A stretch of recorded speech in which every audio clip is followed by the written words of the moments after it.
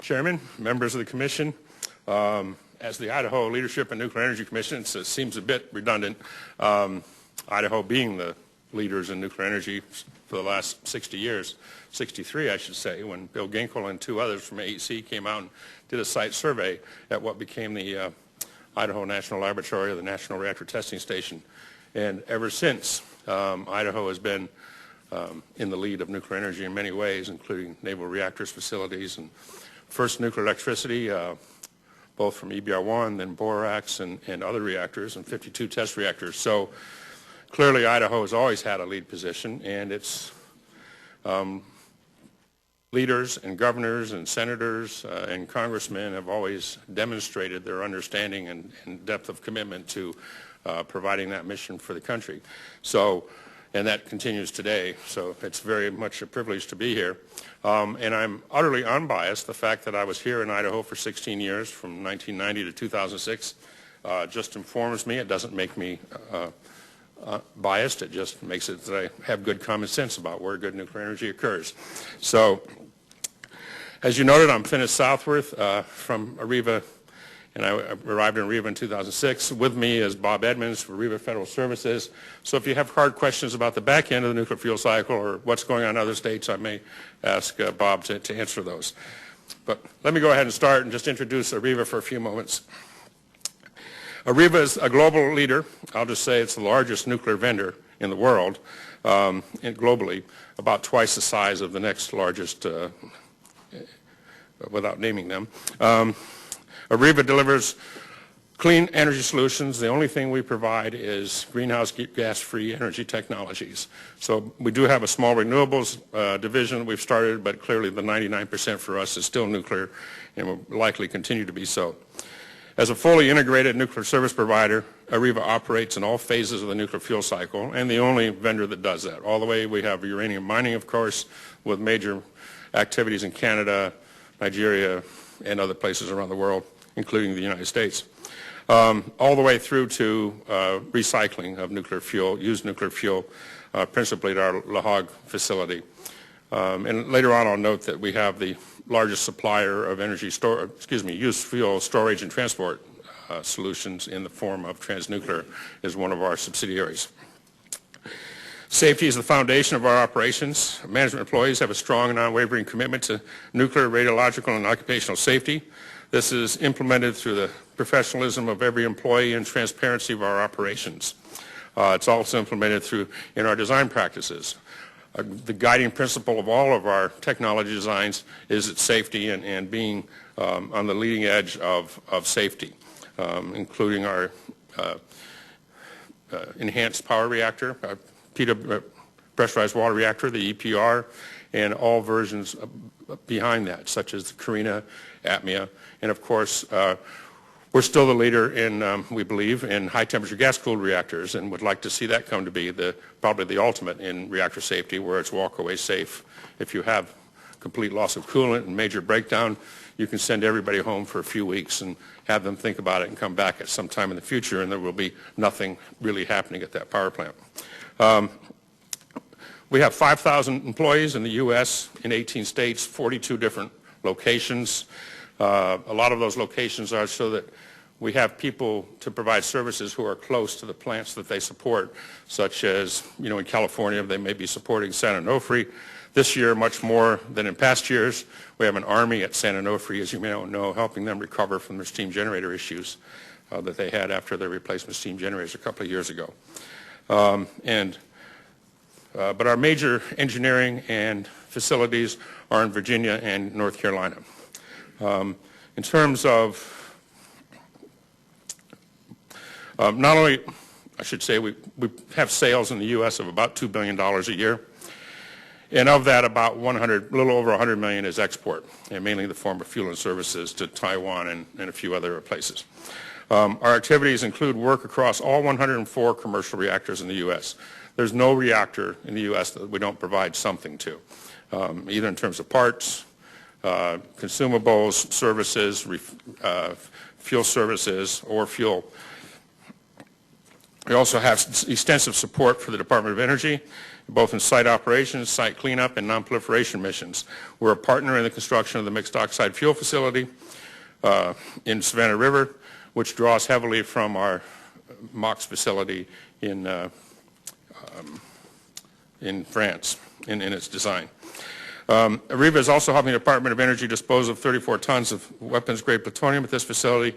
Once purposed for weapons, it will be repurposed as a component of commercial nuclear fuel to be built there and provided to nuclear plants, some of which don't wish to be named at this time, but they're still working on contracts with a variety of plants, actually about 6 or 7.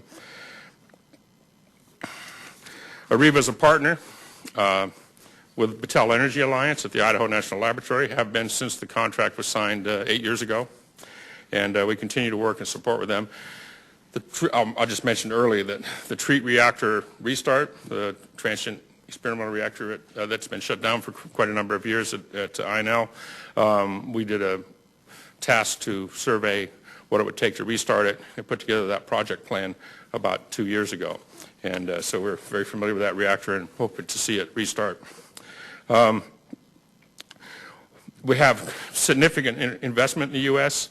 One of these, of course, which is started and while slowed down, still intended to go forward, is the Eagle Rock Enrichment Facility, probably our largest single investment in the U.S. It'll be over $3 billion to start, and the plans and design for it is to double that capacity later on to 6 million SWUs a year, which would make it about a $6 billion facility. It is licensed for construction and ready to go.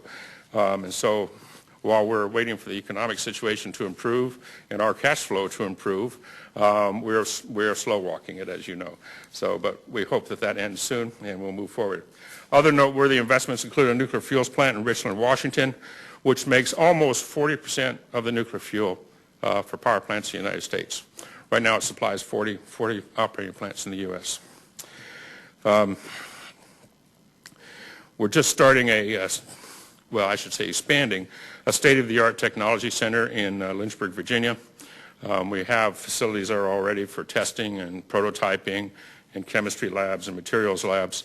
And we're adding a technology center which will provide equipment qualification capabilities and one of the largest shaker tables in the world, actually. It'll handle 10 tons of equipment shaken to 7 Gs, so at over 100 hertz. So it'll be a very major facility for testing equipment and qualifying it for application in nuclear plants. The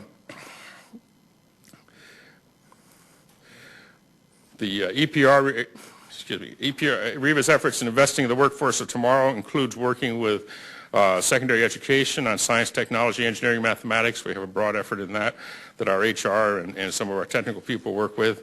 STEM education, if you will, and outreach, partnerships, donations at colleges and universities. Just to preview, in Idaho, we've been providing scholarships to help the Idaho State University program get started and support growth of that nuclear engineering program for the last 8 years. And hope to continue to do so because that's going to be a key source of our human resources for the enrichment facility as well as for other locations in the United States. And we do research with the University of Idaho. Idaho brings global reach and U.S. experience to bear in delivering solutions for American customers. Manufacturing and service centers are spread across the U.S., as I mentioned, in 42 locations. For those of you who have a copy of my opening statement, you have a map of our locations in the U.S. and approximate numbers of people at each of those locations. So let me move on to sort of the global perspective and national perspective on the nuclear industry, now that I've talked for too long about AREVA. Our goal is to compete successfully in this global market and meet the demand for new nuclear energy generation. In addition to projects in Northern Europe, Finland, and France, we are building 2 units in China at the Taishan site and exploring opportunities in further markets, India and Czechoslovakia, for example, and competing in developed markets around the world, such as the United Kingdom. That's really a small part of the list where I think we're out expecting to bid.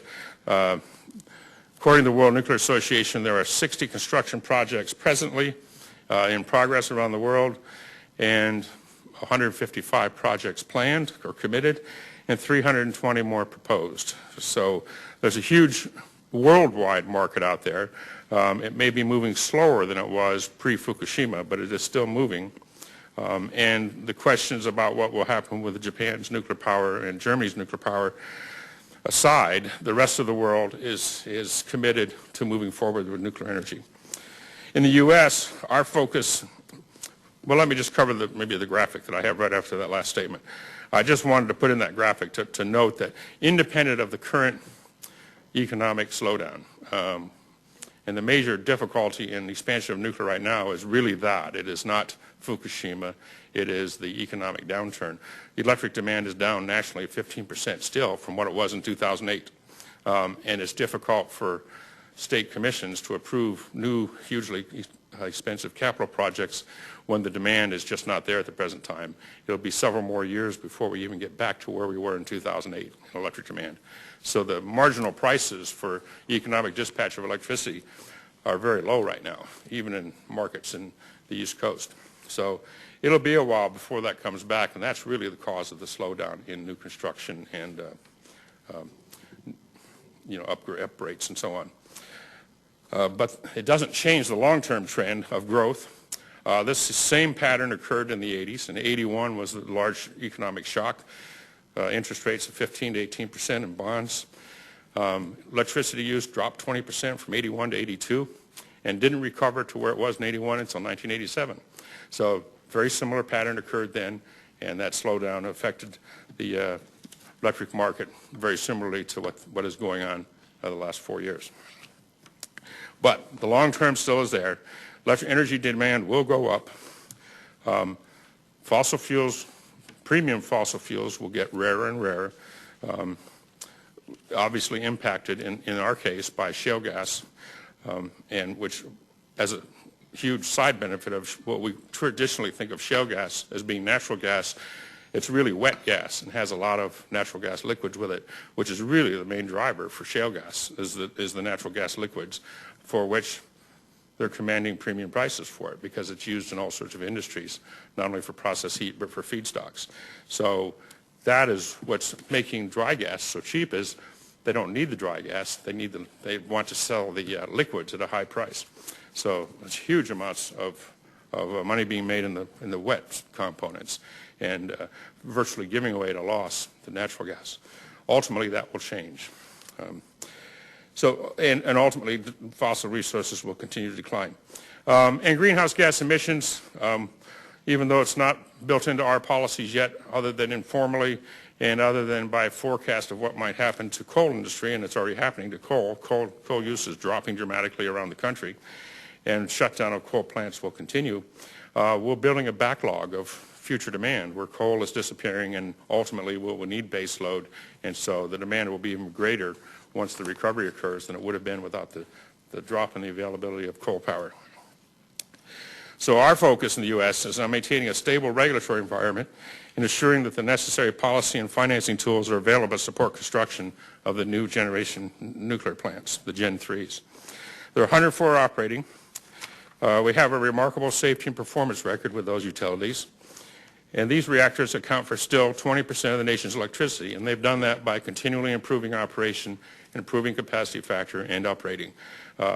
20 years ago, they were 20%, and they're still 20% of the generation provided in the U.S. About 81 of these plants have been provided license extensions.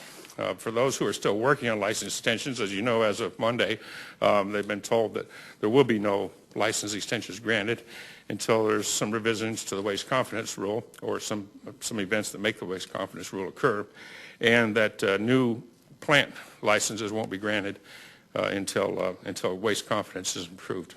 So that's a change that doesn't have an immediate impact, but it will come to have an impact unless something is done on the waste side. The loss of generating capacity, if we continue without life extensions and without new plants, would provide significant cost burdens for consumers, grid reliability issues, and an increase in emissions and price volatility as capacity is replaced with non-nuclear sources. To avoid the worst of these impacts, we'll require a fleet modernization that includes a combination of new construction and extension of existing plant lifetimes, just absolutely required. This is a serious threat, but presents a tremendous opportunity for nuclear power. We're planning to work closely with Idaho National Lab on plant life extension, RD&D. We've had several meetings on this. Beyond the benefits of safe, reliable, and clean electricity generation derived from construction of new plants, there is a key macro benefit: development and knowledge of the skills of a robust nuclear workforce. A vibrant workforce delivers two competitive strengths for the U.S.: ability to compete and serve the global demand for nuclear technology from a U.S. export platform, and the human resource assets needed to develop and deploy the next generation nuclear technologies. Nuclear energy involves a complex and intimate relationship between government and industry. There's no way around that. Industry decisions are necessarily intertwined with the government at every stage of development and operation. This relationship between the public sector and private sector for the nuclear industry has a history of strong collaboration, and the collaboration has delivered clear benefits for Americans and for the world. The NRC design certification or license is still the gold standard for anywhere in the world for deciding that a nuclear plant is designed appropriately. In a vivid and recent example of such partnerships, industry and governmental agencies have worked together to conduct extensive analyses of the lessons learned from the accident at Fukushima Daiichi. Industry has proactively been implementing additional safety redundancies in coordination with the ongoing work with the NRC. NEI, IMPO, and NRC worked in parallel and hand, and all reached conclusions about the same time. There's been no separation in reality, maybe some minor quibbling about points, but the key lessons and the key things that need to be done in what order is largely agreed, because the industry has been working on this since March 12th of last year, very vigorously, in a very organized way also. And that includes the Department of Energy, by the way. I shouldn't leave them out. They have worked very hard on Fukushima also.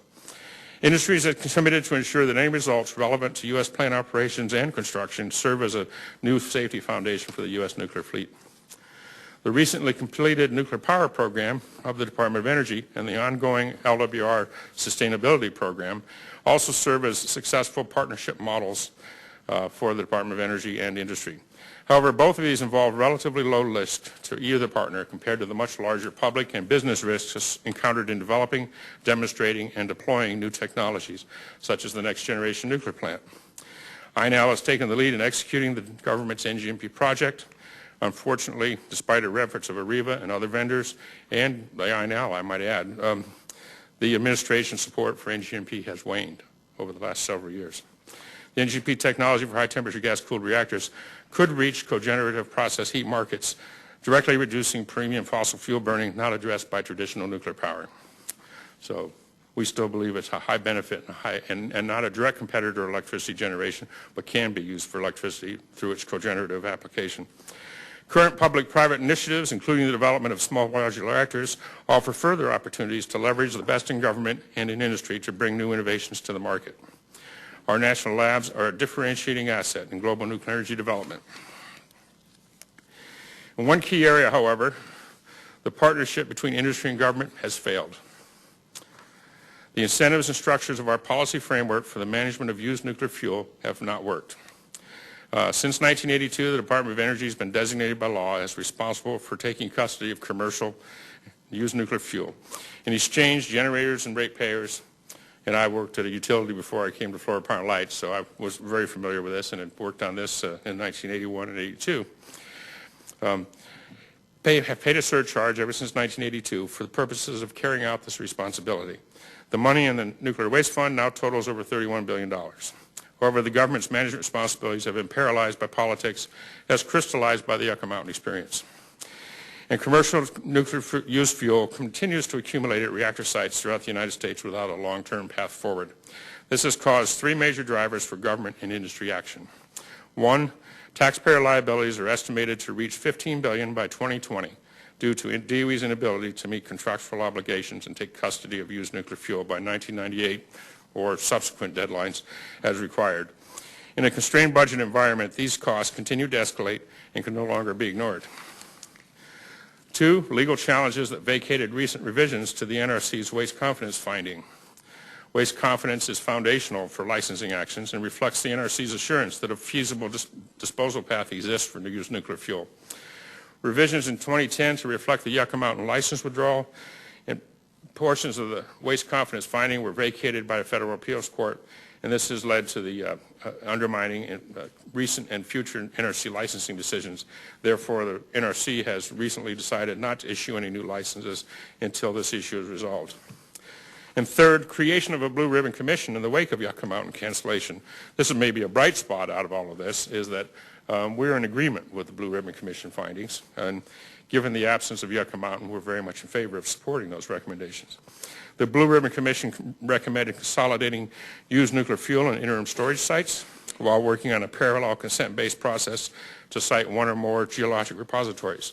And let's be clear, whatever we do with nuclear power, whether we do once recycle for MOX or we do full recycle with fast reactors, you will need a geological repository. It's just a question of how much you have to put in it. You do not ever eliminate the need for a geological repository. Further, the Blue Ribbon Commission recommended establishing a new federally chartered independent entity to assume management of these activities instead of the Department of Energy. Some call that FedCorp. Public confidence in the long-term viability of nuclear energy is shaken by the continuing political impasse that has left a highly uncertain pathway for the disposition of used fuel. While storage of used nuclear materials has been found to be safe on site at nuclear power plants, the situation demands a response that recognizes the reality of the situation while aggressively pursuing opportunities to improve it. We now have an important opportunity to rethink used nuclear fuel management in the United States and develop a sustainable system that supports the expansion of nuclear energy. AREVA is aligned with the industry, the Blue Ribbon Commission, members of Congress, and the Government Accountability Office, and others in supporting the creation of a new federally chartered entity, funded by generators and ratepayers and insulated from the political winds, to assume management responsibility from DOE and begin the process of consolidating used nuclear fuel. This organization should be empowered with the authority and resources to succeed in its mission, including access to the Nuclear Waste Fund and the power to negotiate agreements with host jurisdictions. AREVA also supports an evolutionary pilot project that deploys current state-of-the-art recycling technology with the ability to implement advanced technologies in coordination with the national labs. This approach avoids shifting heavy technical and management burdens to future generations and allows the development of the industrial infrastructure and experienced workforce essential to secure that sustainable fuel cycle solution. It also provides a potential platform for exciting research and development. Topic 3, the role of Idaho in America's nuclear energy future. Idaho is a key location, I think I already said that, for American nuclear energy due to its experienced and nuclear-savvy population. It is a state that has hosted over 50 test reactors and experimental reactors, and the countless other achievements of the INL and its workforce. To underscore our recognition of these facts, AREVA has invested and continues to invest in scholarships and R&D at Idaho State University and the University of Idaho and at INL. The opportunities for Idaho to leverage its unique assets and expand its role in nuclear energy development falls into two categories. The first is expansion and addition of mission scope at the INL. This includes sodium-cooled fast reactor initiatives, restart of TREAT. As I noted, we led the project team to examine what it would take to restart TREAT and put together a project plan for doing that. These activities will further support the second category of opportunity, which is the provision of industrial used nuclear fuel management services that aligns the need of industry with the skills of the Idaho workforce and the complementary R&D activities at INL. The economic potential associated with the development of used nuclear fuel management services is substantial, beginning with consolidated interim storage facilities, followed by the deployment of associated recycling technologies, and evolving continually with the technologies and developments borne by the INL. Capturing the future of the nuclear fuel cycle is a significant opportunity. For reference, AREVA operates the largest used nuclear fuel management site in the world at Le Hague in France, Normandy, France, which employs 5,000 workers, generates significant local and regional tax revenue, and is an integral and positive force in the community there in Normandy. Bringing out the economic potential requires a steady commitment and a coherent approach that aligns the state and community interests. These things don't happen overnight. They take decades, really, to fully realize. The state would need to evaluate any conditions or limitations that would impact its ability to provide used nuclear fuel management services. Identifying infrastructure gaps, quantifying limitations, and developing a participatory public outreach process are all activities that prepare Idaho without necessarily committing the state to any particular path up front, i.e. be consent-based. With changes to federal policy on the horizon, state and community level preparations would serve to position Idaho to take advantage of future opportunities should there be clear economic benefits and public support. To summarize, I've just added this morning a page I thought, well, I ought to close with sort of telling you what I thought I said. We have a few recommendations. One, the state should encourage DOE to refine its work for other and CRADA contract requirements so that it encourages and not discourages industries to do work with INL. This is true of all the national labs, actually. It's very difficult, other than maybe Pacific Northwest, to do work with the laboratories. And PNL now has an over-the-fence type of contracting structure available to it. But here at INL and other places, that type of structure is not available, and it is very difficult for industry to contract for a task at a time with a national lab. The state needs to explore the opportunities that exist to leverage its nuclear training and education programs, such as at CASE, Idaho State University, ITech, so on, to help support the growing needs that fall out of the BRC recommendations and that are needed worldwide. I know for a fact, of course, that ISU is well aware of that and paying attention to the Blue Ribbon Commission and what impacts it will have on their educational programs, in addition to probably having one of the only courses on enrichment in the United States because of our enrichment plant here. I'm very pleased to see that Mike Lineberry put together an enrichment class. Anyway, partnership opportunities that may exist between Idaho institutions and our Lynchburg facility for development of activities and production, our laboratory and our research facilities in Virginia. 3, be flexible and open-minded regarding the settlement agreement. I didn't read until this morning Pete Lyons' comments, and so I really didn't need to say this, I guess, because a far better voice than mine has already said this. But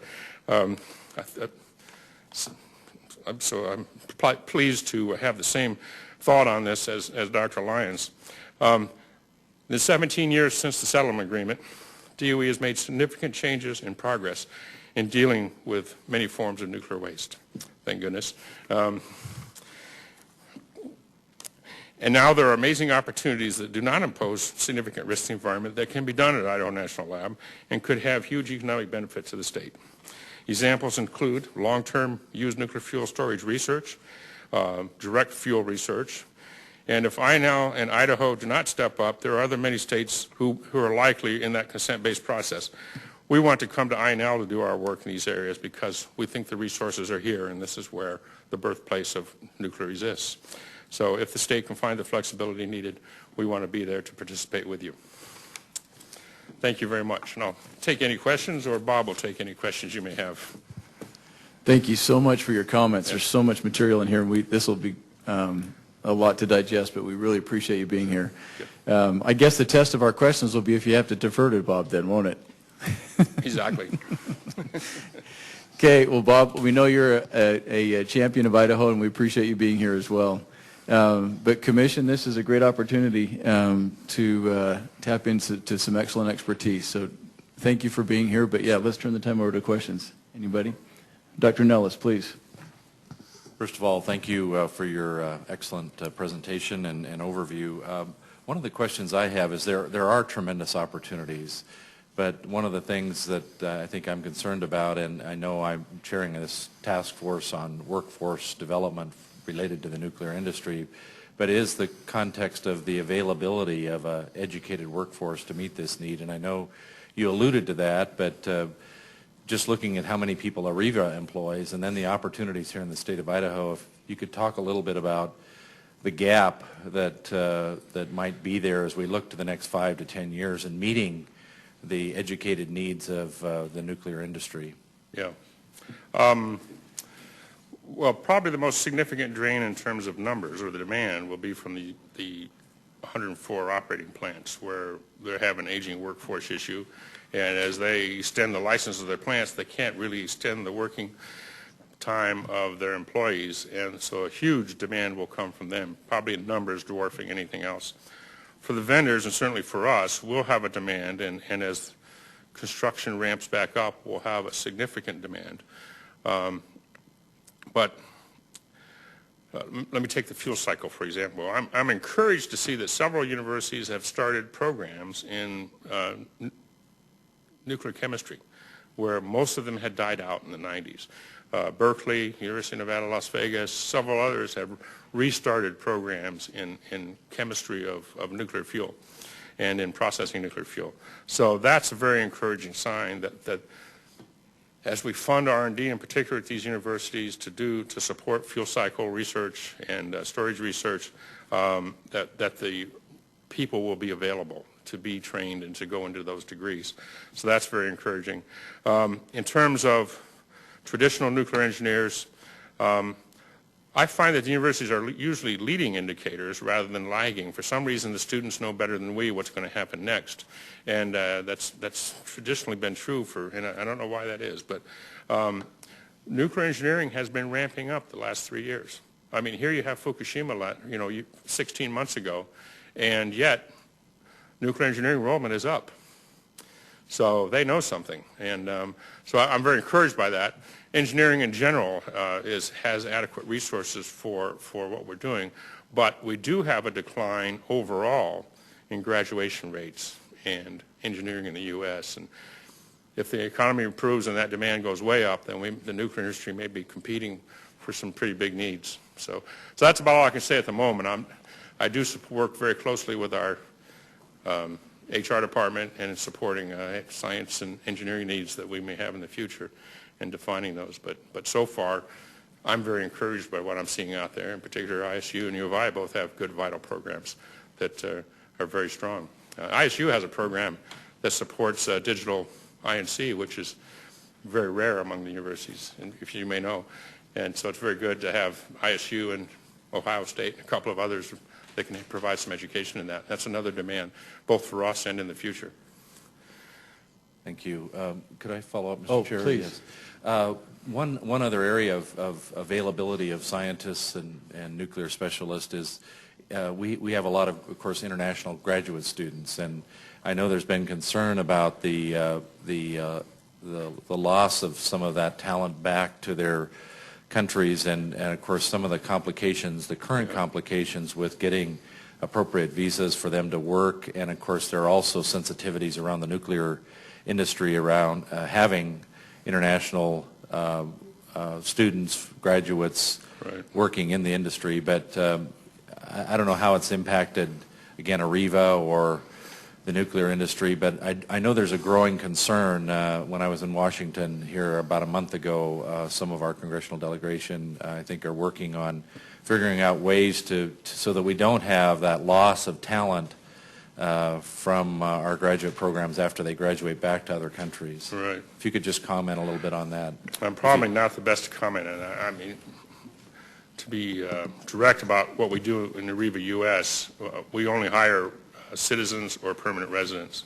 We don't hire citizens of other countries, just to avoid the export control concerns.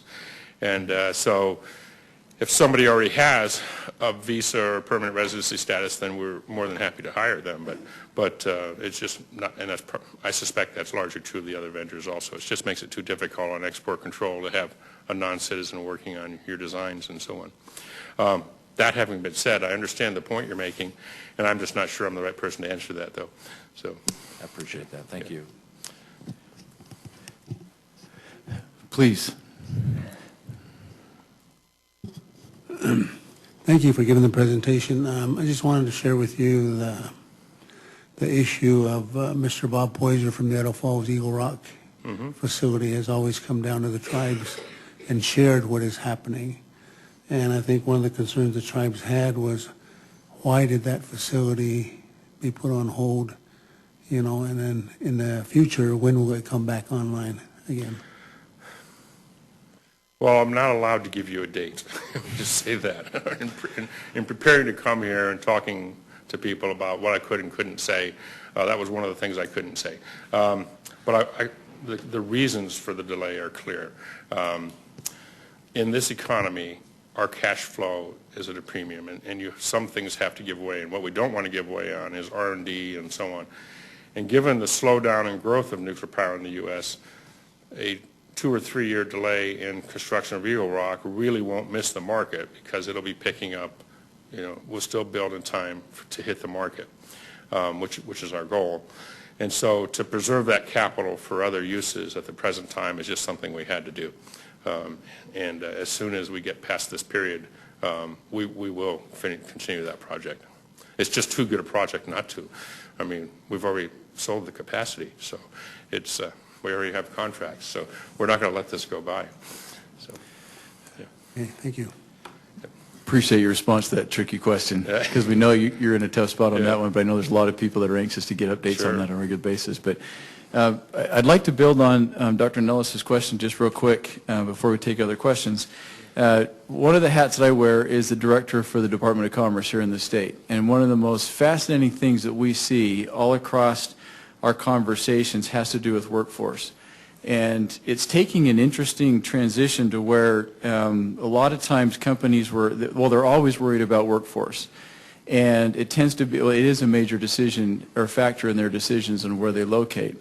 But one of the things we're finding is the demand for workforce is insatiable at this point in so many industries. And it's reached the point where now companies are more interested in the workforce that we're producing. And they've reached a point where their demand for workforce is so significant that they're actually willing to locate in areas that they know have invested in programs that will produce the ultimate workforce or the eventual workforce that they need. How that applies to nuclear is fascinating to me, because nuclear is not an industry that just moves around. Right. The capital requirements are so intensive that once you have a location, you're pretty much locked into that location. So as I see it, our investment in nuclear workforce could take two strategic roles. One would be to produce opportunities for students and people that want to participate in the industry, because we know that there's an aging workforce inside of the nuclear industry, and there's going to be a demand. So that would be one layer to help individuals be successful in the industry. The question I have, especially for you coming from industry, is going back to my original point, is if Idaho was to produce a highly advanced workforce in nuclear industry, would that be an attractant to people like yourself from the industry to bring your industry and help you in your investment decisions on where you put your locations in some of your facilities? Yeah, I don't want to overstate the case. It's a factor, definitely a factor, because most students are going to a university which is in a region that they like to live. And so there's certainly an advantage there. I mean, in Virginia, if we hire from Virginia universities, they're likely to stay, more likely to stay than if we hire, say, from Berkeley and California. Right. There's no doubt that pattern exists. Nonetheless, in the nuclear business, everybody's sort of a nuclear migrant. So very few who live close to where they were born or educated in this business, it seems. And we've hired from ISU. Some of our scholarship winners, for example, have come to work for AREVA, which is one of the reasons we give scholarships. It helps them think kindly of us and be favorably disposed to coming to work for us. And so we hope they stay in Lynchburg or wherever they end up being assigned at one of our facilities, which could be back at Eagle Rock or whatever. But it definitely is a factor, because wherever you are, again, is a favorable place.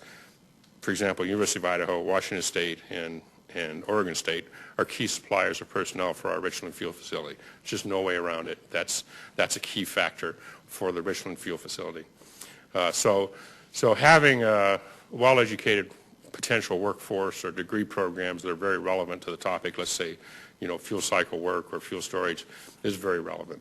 It makes a difference. Other questions? Oh, please, Senator Craig. Doctor, again, great to see you, and thank you for your presentation.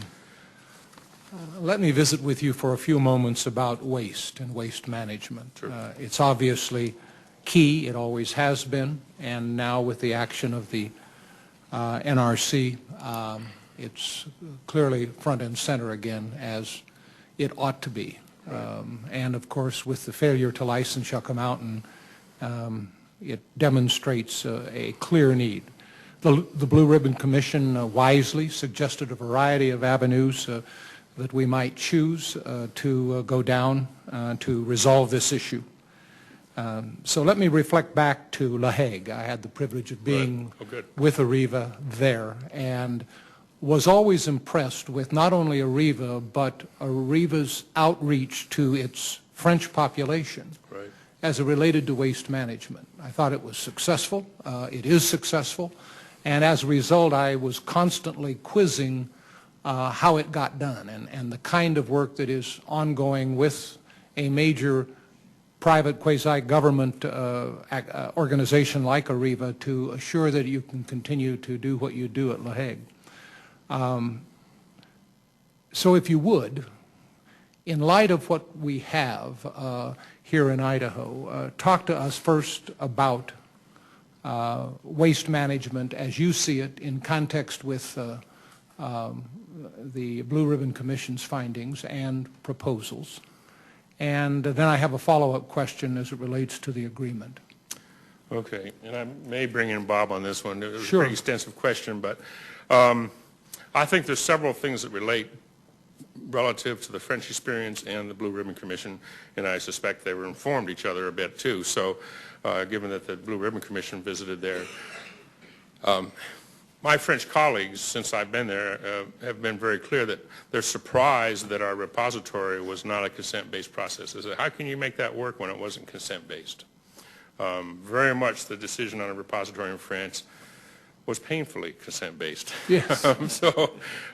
Maybe far over the top, but very French in its approach to being consent-based. And similar with La Hague and other siting and nuclear activities. So consent-based is very much the practice there, and the engagement of the local population, the regional, all is very carefully done. And to a great extent, we do that in the U.S. in general. I mean, if we build a new power plant, you obviously have impact hearings and land use hearings and so on, which relate to the consent process, if you will, for where among a set of sites you might site a new power plant if you're an operating utility. So that process goes on in the environmental impact statement process all the time in the U.S.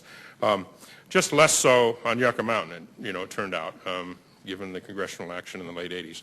But clearly a key recommendation, I believe, of the Blue Ribbon Commission, one that makes a lot of sense, not only for the repository, but for every step of the process, whether it be interim storage or recycling facilities or whatever, that they will all and should be consent-based. And clearly there are states that are much more nuclear savvy and nuclear attractant than others who want nuclear activities in their state, Idaho being one, I believe, South Carolina and others. So I think they will gravitate towards, more towards these states as we adopt a consent-based process. I should have added Texas and New Mexico, obviously, for favorable to the back end of the fuel cycle. I don't know if that completely answers your question, but in terms of consent-based, I think it does. Very much a good practice in what you saw at La Hague. I'm not fully familiar with it, but I've toured there and I witnessed, I think, a similar, this community outreach is, even at the facilities there, continues at a very strong rate. If you ask the community there, what do you think of La Hague? They go, it's terrific. You ever have to build another one? Hope you put it here too. So it's really the feeling of that region, which, at least to my observation. So. And again, I'm not immersed in it being on the American side, but it seems very much true. The other recommendations, I couldn't list, so I'd have to ask John for the other 7, but in recalling them, there's none that I disagreed with. They all make sense. They have to work together. So there's some key ones you can't just take out and say, let's do the 7, but not the 8th. You can't do that. It all hangs together as a plan, whether it be consent-based or Fed Corp or the other steps, or change in how the nuclear waste fund is handled, and so that it doesn't require congressional action to spend from it.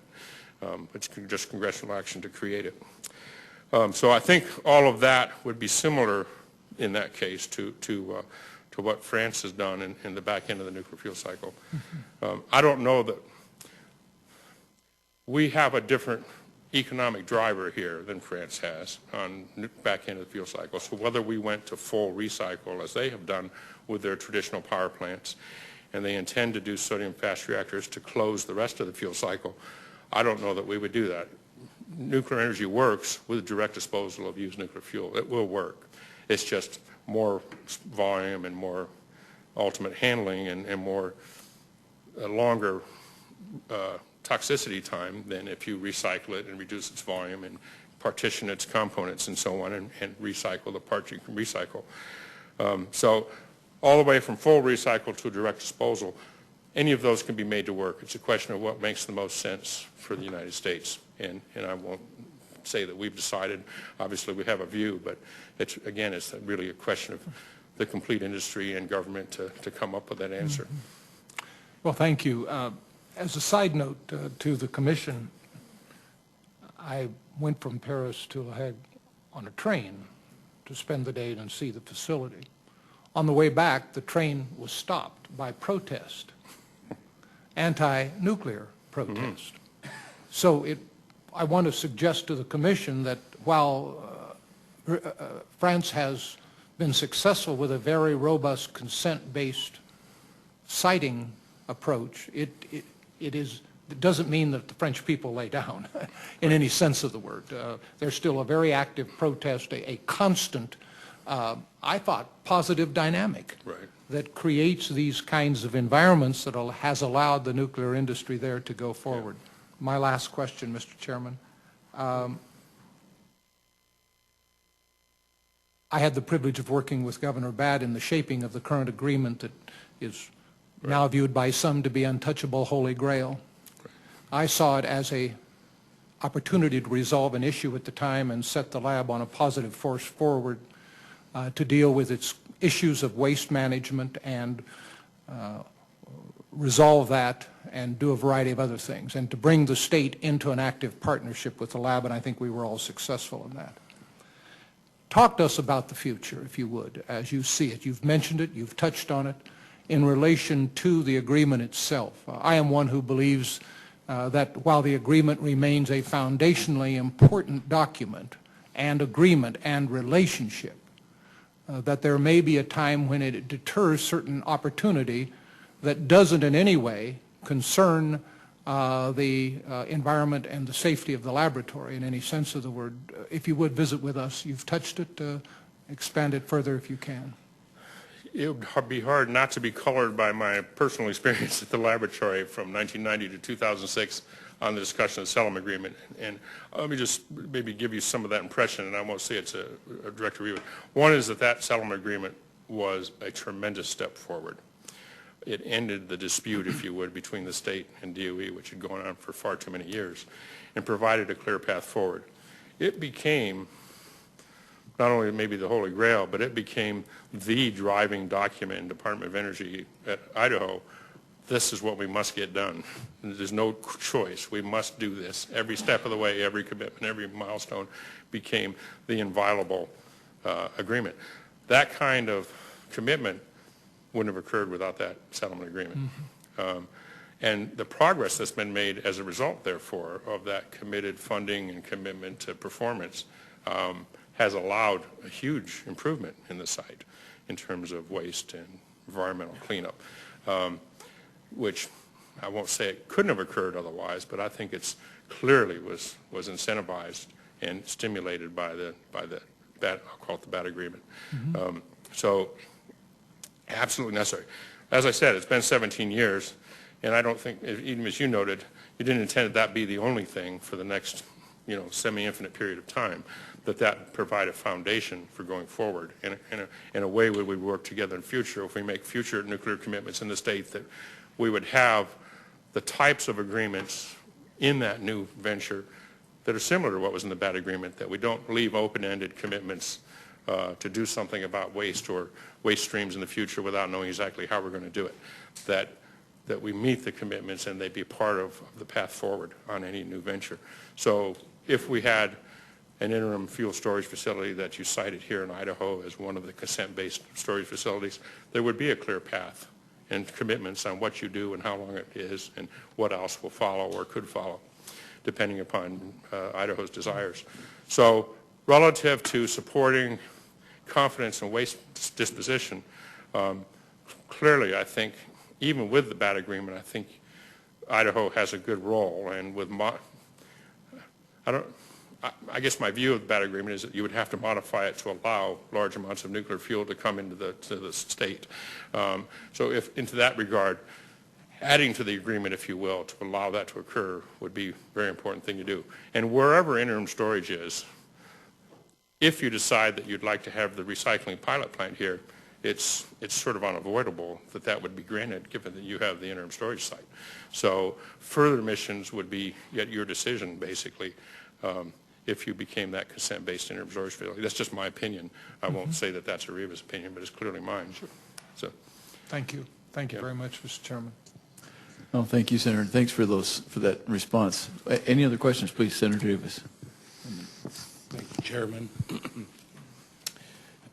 I'm Bart Davis. yes, sir. And Idaho Falls is my home. How are you doing? At University Place, the National Lab has been augmenting, as you know, its campus around the university as well as the K's facility. Right.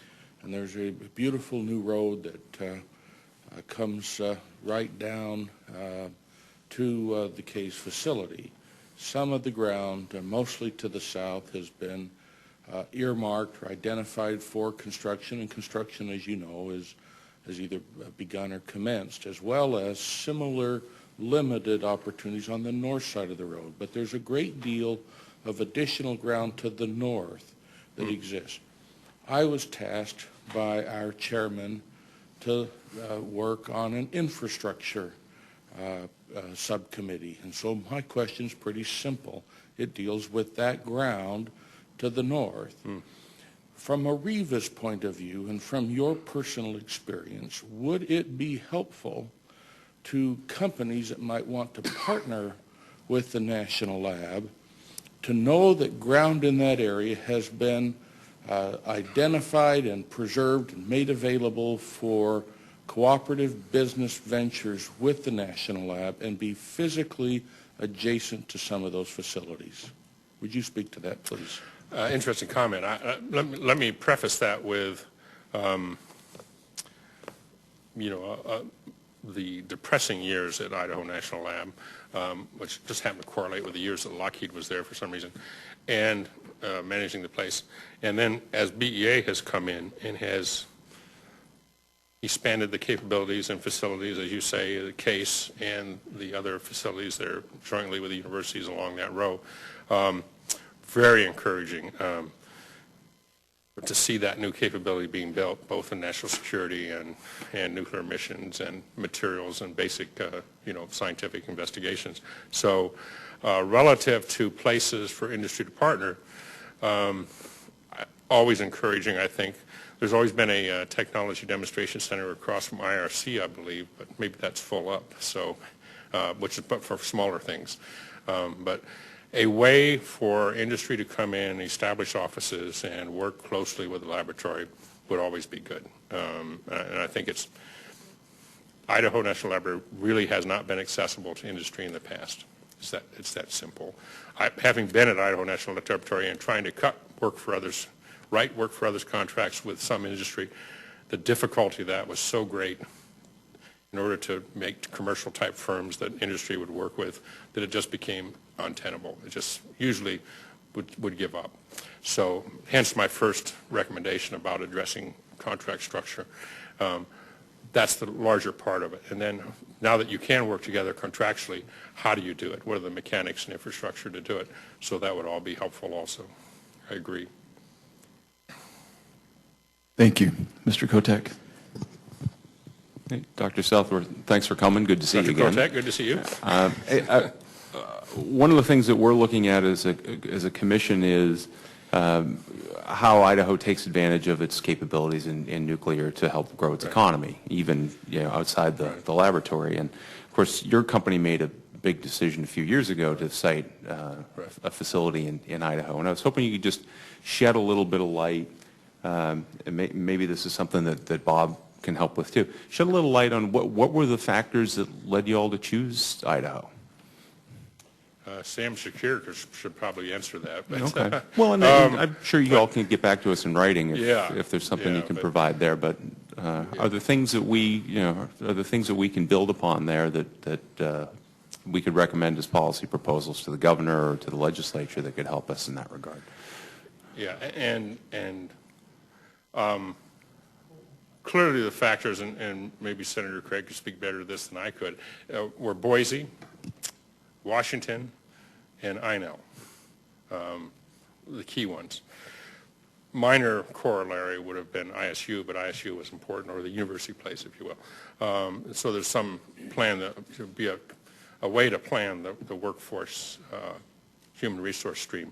But I'd say the coordinated effort and attractiveness of siting here, obviously it met the geology and environmental conditions that are appropriate for it, adequate power and infrastructure, but it was the nuclear intelligence of the state and the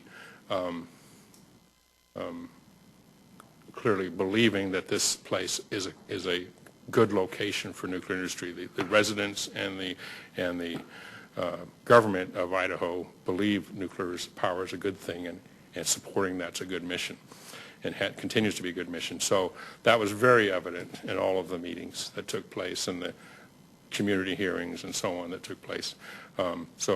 It goes to all of it. So if you balanced it all out to the competing sites, there were competing sites that were almost as good, but Idaho clearly had the most. It was the reception that was the best, the most differentiating factor, if you would. So. That's helpful. Thank you. Please, Dr. Rudin. Thank you very much for giving us so much of your time. I'll try to make this as brief as possible here. I just didn't want to cut into the time of my colleague from B&W. In your presentation, you mentioned that there's amazing opportunities for a number of initiatives at the INL that would enhance economic development in the state, such as nuclear fuel research, used nuclear fuel storage, and so forth. And in your statement, you said that these opportunities do not impose risk to the environment. And I think there'd be people that would say, yeah, we agree with that, and other folks that say we may not agree with that. But regardless, I think I have a sense on what role, or what AREVA, how AREVA would approach that and understand that, and certainly DOE and the INL would approach that. But I guess my question is, what role should the state of Idaho play in eliminating or mitigating risks associated with these type of activities if indeed these activities did come to fruition here? Yeah, and if I ever said no risk, please slap me. There's no such thing. There's risks which are manageable and mitigatable, and all of that takes care and attention. And the risks that you generally would worry about are environmental insult, and whether through normal operations or through accidents and so on. And so the state of Idaho is an EPA delegated state, I believe, and so is, responsible to have, has responsible oversight that the environment is protected from all of those operations and potential events. And has full right to inspect all of it, and a full right to ensure that what we're telling your citizens in public interactions is true and supported by fact and by test and experiment and so on. So yes, absolutely, the state has a major role in that. I've been nuclear my whole career, which is longer than I would admit maybe openly, but and have been involved in many hearings about siting new nuclear facilities, and it is incumbent upon us as a nuclear business to seek and invite criticism, challenge, in order to test the depth and robustness of our claims. Obviously, we try to design for safety and build for safety and operate for safety, but as I stated in the opening, but all of that requires an open mind that no matter how careful we've been, we could miss something. And so when we're challenged, we're happy to have that challenge and happy to either answer it or investigate it. So.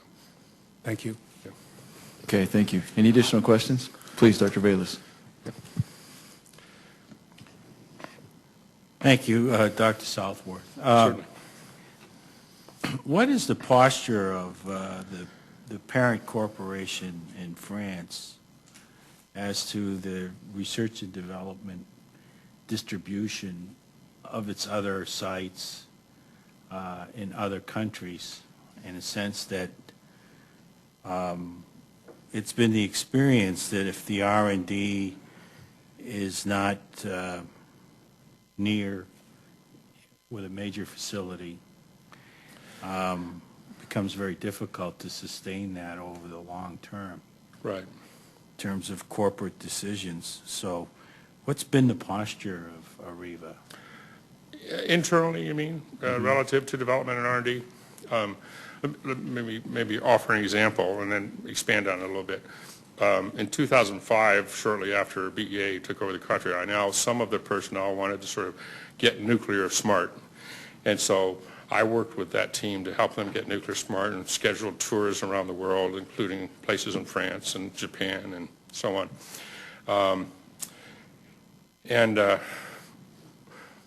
One of the interests was, well, what about fuel cycle research? So I took them to the Autolot facility in Marcoule. And anyway, after the tour, they walked out of the front lobby of that place and said, if this is what it takes to be world class, we ain't got a prayer. So, because that's an unbelievably impressive facility, as you know, and you know, $5 billion for that research facility in fuel cycle performance is what CEA spent on it. In addition to CEA's facilities, which are extensive both at Marcoule, Saclay, and Carterache and others, the French AREVA facilities are extensive. We have 5 or 6 major technology centers, if you will, spread around the country.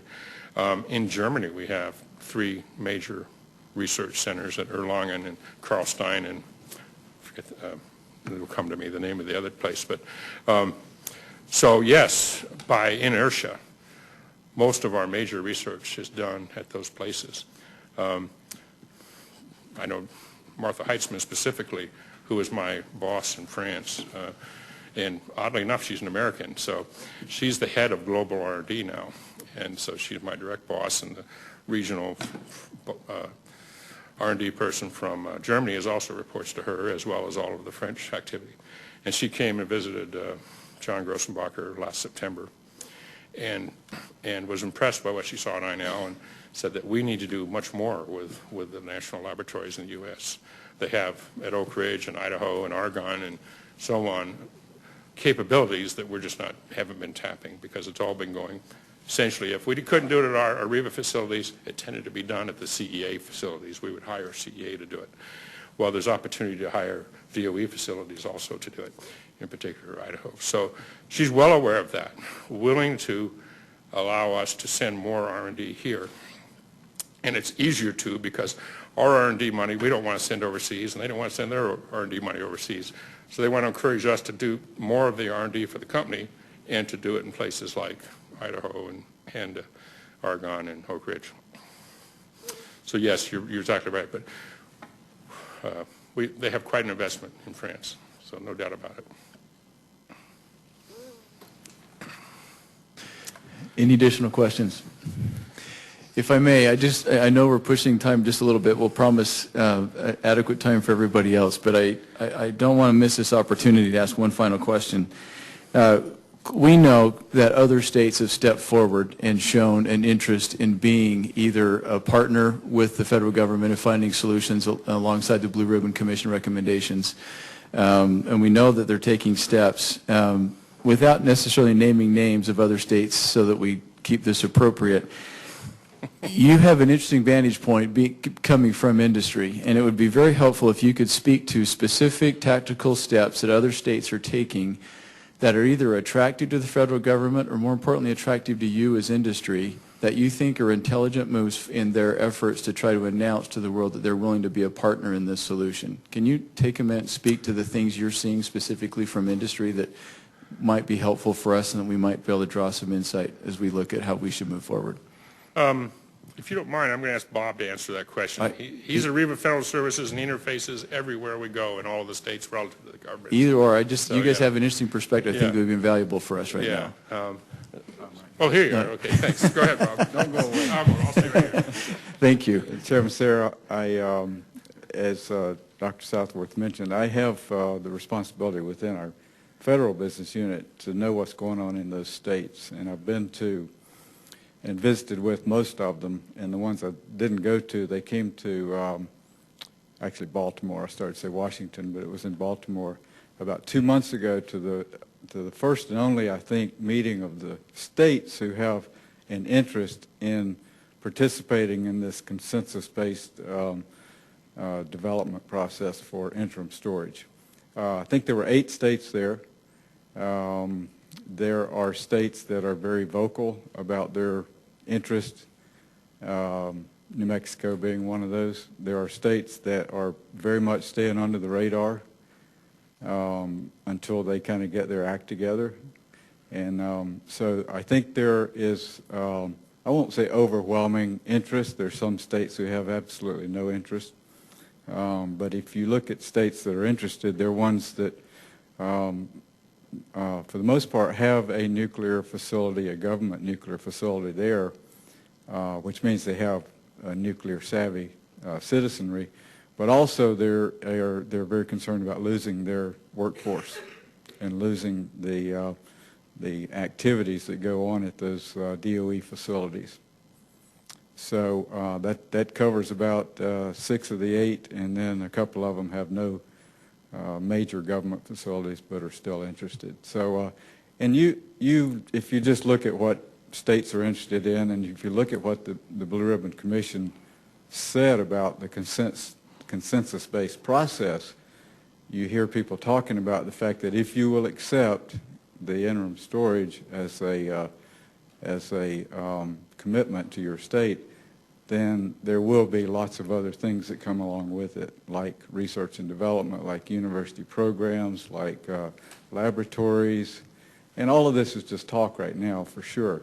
But that's the kind of thing that is, there's a push and a pull. That I think from Washington, you see a bit of a push saying these are things you could envision, and then there's a pull from the state saying, if we're going to do it, that's what we'd like to see. So that's clearly taking place right now. Okay, that's very helpful. Please, Dr. Southworth. Let me add one closing comment to that, because it's just sort of a capstone, I think. In one of those states, I've had several meetings. John would know who they are, but he won't say either. So, you know, the comment was made, you know, what you read in the papers, all the hype and so on, it really is meaningless. At the end of the day, it's not the hats, it's the cattle. And so when there's real infrastructure, real commitment, real contracts, real bit consent, and a consent-based process, that's it. There's no, some states put a lot of things in the newspaper and so on, or some economic development organizations. It really doesn't have any significant impact. Just maybe makes a lot of press, but doesn't have any significant impact. It's what happens in reality between the parties and in the infrastructure to make it work together that is the most important. That's a very good point. Are there any specifics that you add that are attractive to you as industry that is drawing your attention to other states that we may want to pay attention to? Well, yeah, some automatically have sort of an expertise, say, in fuel cycle. That sort of comes down to Idaho and South Carolina. Some have really good locations for storage. So that sort of says the western states automatically. I wouldn't put eastern states in that category so easily, even though most nuclear plants are near there, but the western states just are easier to design interim storage for. So, you know, those are the sorts of things I think that maybe are sort of lead you in a direction. So, yeah. Okay. Any additional thoughts, Bob? Yeah, I think, you know, AREVA is a little bit unique from other people in our industry that are looking at consolidated storage, interim storage, and that we're also interested in recycling. And so, you know, one of the things that we might add to our list of attractive states is those that also are interested in the follow-on activities to consolidated storage, the recycling facilities, and an interest in some of the technology development that might go along with further downstream in the fuel cycle. You know, just as a final observation, Pete Lyons made an interesting comment in his remarks. He referred to this future possibility as a gigantic industrial opportunity. From your vantage point, would you agree that what we're talking about in the future for nuclear energy would be that for a state? Absolutely. Number one, I wouldn't disagree with Dr. Lyons in the first place, but number two, he happens to be right. And he's absolutely right. You know, I won't say the industry will walk through all the doors that are open for them, but we certainly would want to walk through those doors. Absolutely. Okay. Gentlemen, thank you. This has been very helpful, and we appreciate your time, and thanks for extending your trip to stay with us this morning. Thank you very much.